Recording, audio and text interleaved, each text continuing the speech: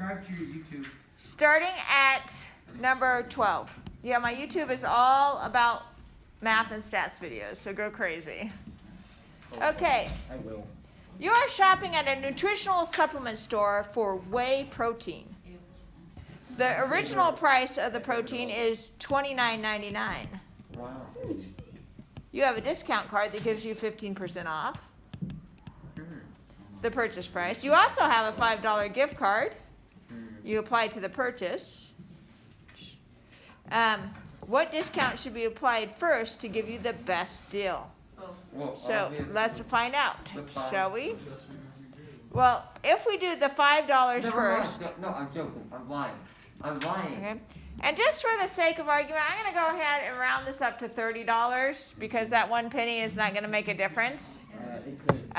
In terms of telling me which one is faster, you will have a calculator for this, so you can do it on your calculator. But since I don't have a calculator, I'm going to estimate doing this way.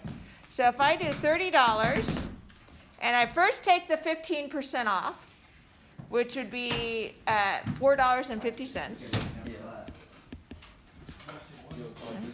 Because 10% is $3, and half of that is $1.50, so 15% is $4.50, and that's going to give me $25.50. And now I am going to take my $5 off, and that would be $20.50.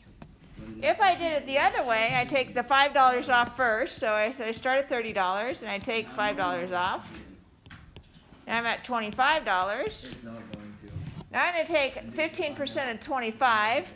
So 10% of 25 is $2.50, and half of $2.50 is $1.25. So that's $3.75 off. And subtract that, and that's going to give me. 22. All right. So taking the percentage off first is going to give you the better price. Okay? That is number 12.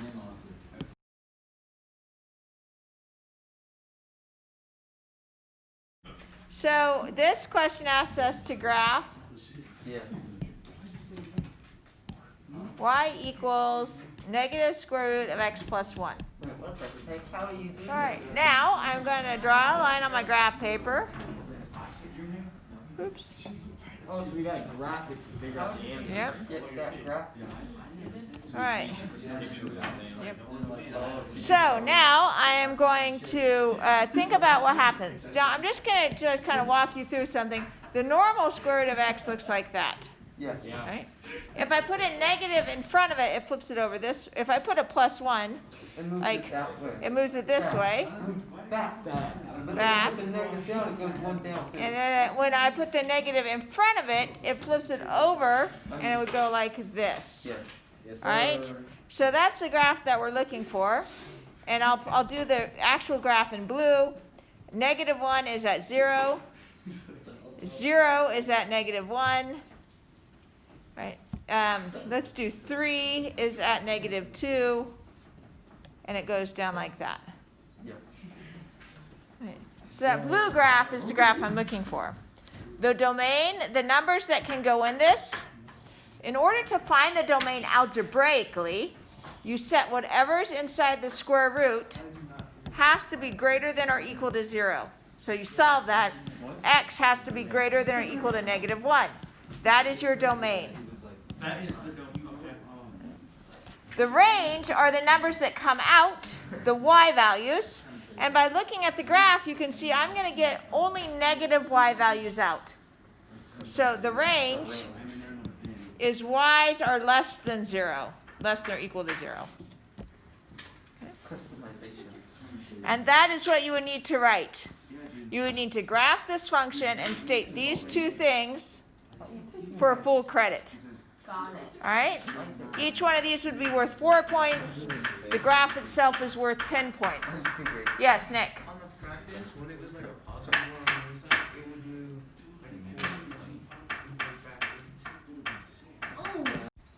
All right, now we are going to number 14, which states f of x is equal to the cube root of x plus 3. Note 3 is on the outside of the cube root. Remember, that the cube root normally looks like this graph, Yeah. right? The plus 3 is just going to move it up 3. Yeah. Right? So this is going to have 0, 3 as a point. This point, now the cube root of 9 is 3. Or the cube root of 9 is not 3. The cube root of 8 is 2, sorry. 5, 6, 7, 8. So this would be, and then we'd have here, and if I go over 8, 1, 2, 3, 4, 5, 6, 7, 8, it would be 2 plus 3 is 5. So we'd have that one right there. And you'd have this graph that looks like this.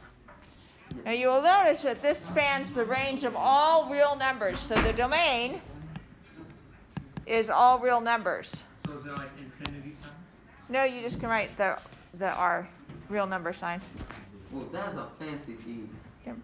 The range Can you draw the Disney one? Yeah, draw the Disney thing. Whoa.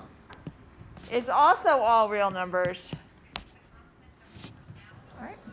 Okay. All right. That is the end of that one. 15 says, solve this equation. Yes, sir. Yeah. All right, this is a cube root. To get rid of a cube root, we Cubic. cube it. You cube it. Put your body to it. All right, 2x plus 9. These cancel, cancel. Subtract the 9 from both sides. That is 116 equals 2x. Divide by 2. And that is 58. X equals 58. I knew it. And then you solve it, or is that the What are answer? the odds? Right? Now, we don't need to really check it with a cubic because cubics are 1 to 1. So the likelihood of this being extraneous is nil. So we don't really need to check this one. All right, let's move on to the next one. Rolling 16. Now we have x squared plus 1 to the 2/3 plus 2 equals 11. And you're like, what the what? That looks so complicated. But it's not really that bad. No, leave it open. The first thing you have to do, we're recording here. The first thing you have to do is you have to get the exponent, the weird exponent thing, the radical one, all by itself. So let's get this 2 on the other side. Now I have x squared plus 1 to the 2/3 equals 9. Now what is the reciprocal of 2/3? 3. Half. 3/2. So if I multiply or raise this both to the 3/2 power, we get that. Now, this is 6 over 6 when I multiply it out, so this just becomes x squared plus 1 on this side. On this side, this is the same. What this means is 9 to the 3rd power square rooted. Or the square root of 9 raised to the 3rd. What's the square root of 9? 3. And what's 3 to the 3rd power? 3 to the 3rd power. 3. Wait. 3 to the 3rd power. It's 9. It's 27. 27. Okay. Now I'm going to subtract 1 from both sides. It's 26 And I get x squared equals 26. square root, which makes it Now x is going to equal 13. No. the plus or minus the square root of 26. 26 is not a perfect square, so there's nothing I can do with that. Now I need to know if both the plus and the minus work. So No. right now I'm going to test these. Yeah. If I do the positive one, I get positive 26 plus 1 raised to the 2/3 plus 2. And I want to see, does that equal to 11? Right? And this whole thing should be squared. So that cancels out. And I get 26 plus 1 to the 2/3 plus 2. Right? So that is 27. to the 2/3 plus 2. Now, 27 cubed is 3 squared plus 2. So I did the 1/3, that's the cube. That's 9 plus 11, or 2, which is 11, so that does work. When I do the minus 1, square root of 26 squared plus 1 to the 2/3 plus 2, does that equal to 11? No. A negative and a negative is a positive. So this is positive 26 plus 1. So this is 27. So this is going to be, again, the cube root of 27 is 3 squared plus 2, 9 plus 2, 11. So they both work. So your answers are plus or minus the square root of 26. We're going to keep, so no stop, no stop. Don't stop, couldn't stop. All right, so we have x minus 3, this is number 17, for those of you following along at home, is the square root of x minus 5. So I am going to go square both sides to get rid of the square root. Ooh, and you have to FOIL that out. Good call. If I FOIL this out, I'm going to get the first thing squared. Because it's a perfect trinomial, I'm going to get 2 times the first times the second, so minus 6x plus 9. If you cannot do that in your head yet, feel free to list it out and FOIL it. Collect like terms. 5 minus x. Now whatsies? This is a quadratic equation, which we studied all in chapter 1. Which means it equals 6. Which means it has to equal the big 0 before we can solve it. So I need to get this 5 over here and this x over on the other side. And I have x squared minus 5x plus 4 equals 0. Now I ask myself, I say to myself, self, can this factor or do I need to use the quadratic formula? And myself responds what, Nicholas? It factors to x minus 4 and x minus 1. Now if that's true, then x is equal to 4 or x is equal to 1. And you might think you're done, and you slap those 2 answers on and you roll on to the next problem like you're just, Sally Sunshine. But sadly, that would be a mistake because we need to check these answers. So we had, our original equation was this, and we had 2 answers, 4 and 1. When it's 4, I get 1 equals the square root of 5 minus 4. So 1 equals the square root of 1, so 1 equals 1. So 4 works just fine. Right, 4 works just fine. But when it's from right here, it's just x equals 4 is your only answer. The other answer, and we have this. I would have 1 minus 3 equals the square root of 5 minus 1, which means negative 2 is equal to the square root of 4, which means negative 2 is equal to 2. And this is no bueno. Nope. Square roots are always positive. You only get the plus and minus if you're solving something like this. Then the answer would be plus or minus 2.